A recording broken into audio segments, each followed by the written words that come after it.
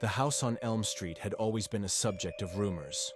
Whispers of strange noises, flickering lights, and shadows moving behind drawn curtains. But for Melissa, a struggling artist desperate for solitude, it was the perfect place to focus on her work. On her first night, she noticed the door to the basement was slightly ajar.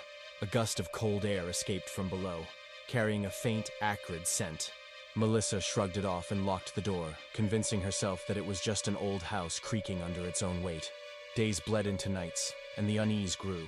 The paintings she worked on became increasingly dark, twisted, faces of people she'd never met, eyes hollow, mouths stretched into horrific, silent screams. She woke up one morning to find a painting of herself, asleep, her expression one of terror. She had no memory of painting it. Then, the noises started. Soft whispers echoed through the vents, so faint that she couldn't make out the words. At night, she could feel someone watching her, eyes tracing her every move. Once, she caught a glimpse of a man's reflection in her bathroom mirror.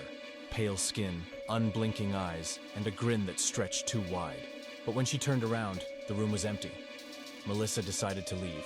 As she packed her things, she heard it again, the soft, sinister murmur drifting up from the basement. This time, she couldn't ignore it. Clutching a flashlight, she crept downstairs. The air was colder, the scent stronger.